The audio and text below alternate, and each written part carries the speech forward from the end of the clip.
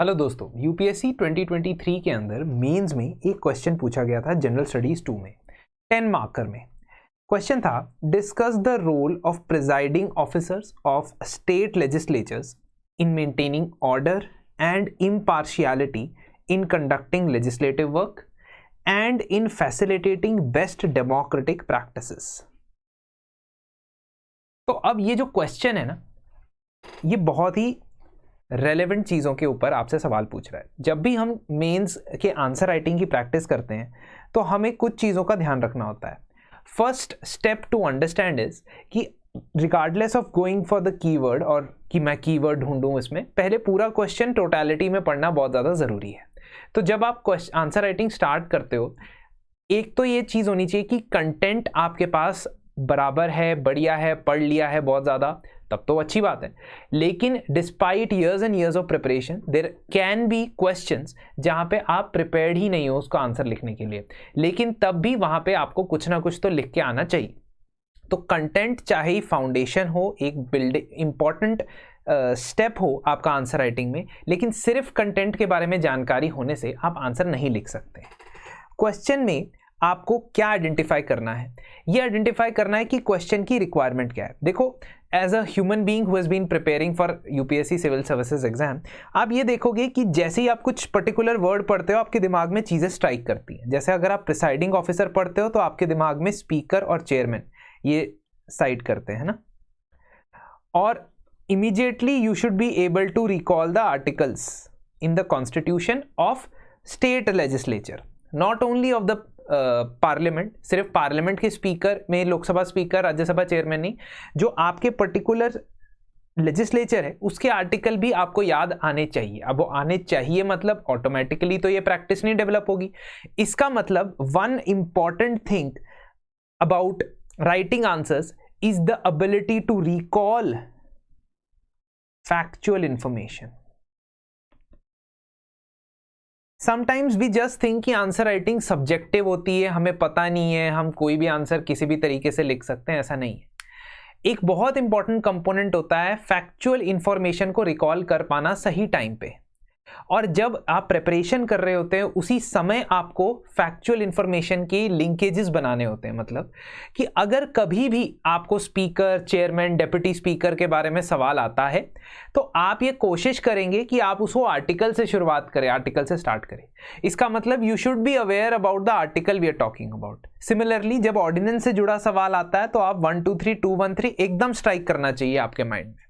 और यही चीज हर एक लेवल की प्रिपरेशन GS1, GS2, GS3 में अप्लाई करनी है। तो इसका मतलब कि सबसे पहली रिक्वायरमेंट होती है किसी भी आंसर को स्टार्ट करने के लिए कि पहले 1 मिनट में या पहले 1 से 2 मिनट में आप कितना रिकॉल कर पाते हो। अब जैसे ह्यूमन नेचर क्या है कि आप ये क्वेश्चन देखोगे तो आपके माइंड में बहुत सारी चीजें आने लगेंगी। हमने स्पीकर के बारे में जो जो पढ़ा है वो मॉडल होके आने लगेगा। तो इसीलिए when you are starting out answer writing, I would suggest कि instead of trying to write an answer quickly and completing it within 10-12 minutes, try to make a brainstorming sheet just like this. अब brainstorming sheet में क्या क्या होगा? सबसे पहले जो चीजें आपके माइंड में स्ट्राइक कर रही है इस क्वेश्चन को देख के, वो फटाफट नोट डाउन कर लो।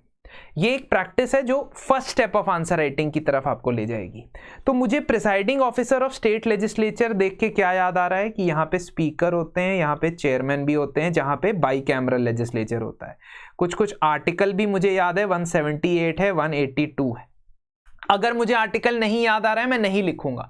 If I am not able to remember और memorise the article I will not write.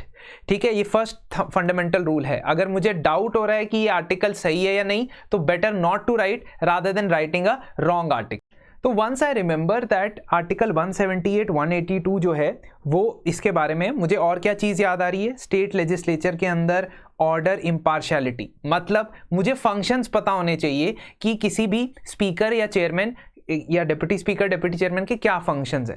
ठीक है, तो वो हाउस में ऑर्डर मेंटेन करता है, उसकी पावर्स भी मुझे पता होनी चाहिए कि वो हाउस में किसी को सस्पेंड भी कर सकता है अगर इनडिसिप्लिन क्रिएट हो रहा है, रकस क्रिएट हो रहा है। तो आपने करंट अफेयर्स भी कहीं ना कहीं कवर किए होंगे, वहाँ आपने देखा होगा कि बंदे सस्पेंड हो रहे हैं। आपने ये भी देखा होगा कि in the case of point of order raised, कहीं ना कहीं पॉइंट ऑफ ऑर्डर जब रेज होता है तो वो उसे कंसिडर करते हैं। Point of order is something जिसमें आप किसी particular rule of Lok Sabha or Rajya Sabha is not being followed. Similarly, in point of order can be there in assembly also कि some particular rule of legislative assembly is not being followed, तो कोई जो व्यक्ति है वो उठ के point of order raise कर सकता है, तो उसको कंसिडर करना इनकी पावर है।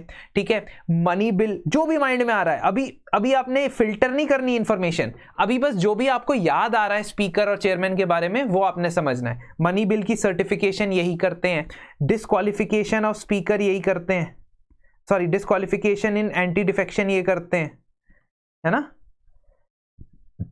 पार्लियामेंट्री फोरम में ये रिप्रेजेंट करते हैं। तो अभी जो आपके माइंड में आ रहा है ना, फर्स्ट इंस्टेंस में हमने ये इंफॉर्मेशन थोड़ी थोड़ी जॉट डाउन करनी है। दिस इज फॉर दो स्टूडेंट जिन्होंने स्टार्ट करना है आंसर राइटिंग, आंसर को क्रिएट करना उनके माइंड में अभी तक नहीं बना है, तो ये ब्रेनस्टॉर्मिंग इंपॉर्टेंट है। Now when you have done everything, when you have written everything that you know about this answer, then you will look at कि इसमें पूछ क्या रहा है। एक तो लेजिस्लेटिव वर्क के बारे में पूछ रहा है। लेजिस्लेटिव वर्क मतलब कि लॉज पास करने में वो किस तरीके से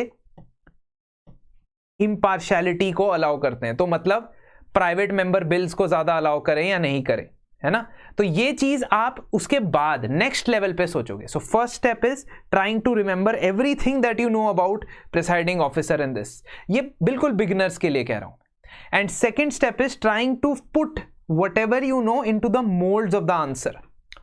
तो facilitating best democratic practices, best democratic practices कौन सी होती हैं, जिसमें क्वेश्चन आर हमेशा फॉलो होता है ना, जिसमें जो है क्वेश्चंस जो सबमिट किए जाते हैं उनको आंसर करने का और उसकी काउंटर क्वेश्चनिंग का अपॉर्चुनिटी दी जाती है। Now this is all that is nothing to do with specific state.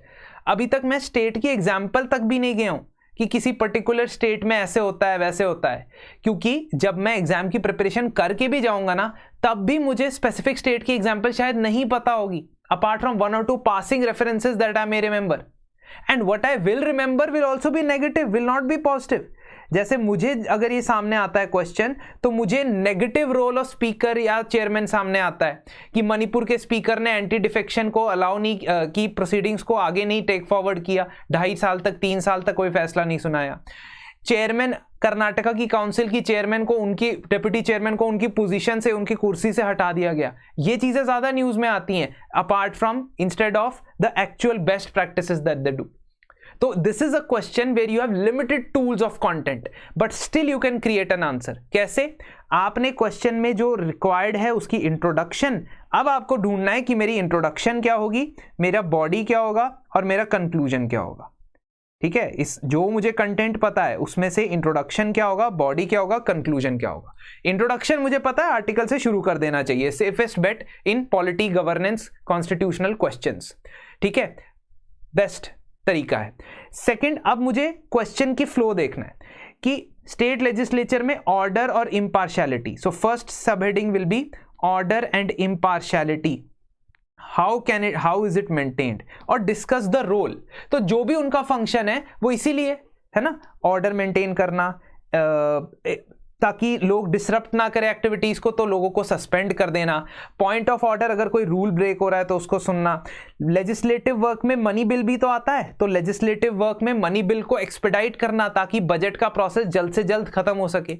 ये 4 पॉइंट आपने इसमें लिख दिए। ठीक है, और फिर next best democratic practices. Best democratic practices में आप कहोगे कि they can allocate additional hours of question hour, they can allocate 0 hour additionally. ठीक है, they can take anti defection और डिस्क्वालिफिकेशन डिसीजंस रादर क्विकली, है ना।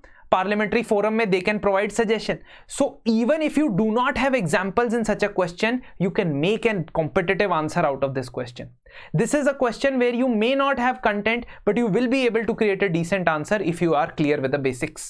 स्पेसिफिक कंटेंट चाहे ना हो, अब PYQ है, देख लिया तो स्पेसिफिक कंटेंट भी इसके लिए इकट्ठा कर लो कि कुछ स्टेट्स की एग्जांपल देख लो, जैसे केरला के अंदर जो है स्पीकर का बहुत प्रोएक्टिव रोल होता है, वो क्यों होता है, वो स्पेसिफिक एग्जांपल उसका देख लो। तो ये इस तरीके से आपका आंसर डेवलप होगा। और ये डेली प्रैक्टिस से ही आपका आंसर डेवलप होगा। कंक्लूजन में क्या लिखोगे? Conclusion will always be forward looking, कि कंक्लूजन में कॉन्ट्राडिक्टरी पॉइंट डाल दो कि although the role of speakers has been in controversy but going ahead if we have to remain the temple of democracy in the entire world, we must follow the best democratic practices. ठीक है? And the speakers must keep in mind or presiding officer must keep in mind the best democratic practices. Now, what could have been a value addition in this question? Could have been examples from the West. You could end with a suggestion that just like in UK, once a speaker, always a speaker, we may implement that in the state legislative assemblies also. So आप ये सोचो कि जब आप कोई question attempt करोगे तो starting में ही आपका फ्लो ही आंसर बन के नहीं निकल आएगा। पहले आपको ये ब्रेनस्टॉर्मिंग के सेशन करने पड़ेंगे, ब्रेनस्टॉर्मिंग से अंडरस्टैंड करना पड़ेगा क्वेश्चंस को, और जब आप 10-10 हर एक टॉपिक के क्वेश्चंस को इस तरीके से ब्रेनस्टॉर्म करोगे, then you will be in a position to write an answer, and the third stage will be writing answer limited amount of time. दोस्तों, इसी आंसर राइटिंग की प्रैक्टिस करवाने के लिए हम कल से 48 डेज का अपना mains answer writing batch start कर रहे हैं, जिस बैच के अंदर रोज आपको एक क्वेश्चन दिया जाएगा। हर एक क्वेश्चन का आंसर लिखने का स्टेप बाय स्टेप अप्रोच आपको मैं वीकली लाइव डिस्कशन में डिस्कस करके बताऊंगा।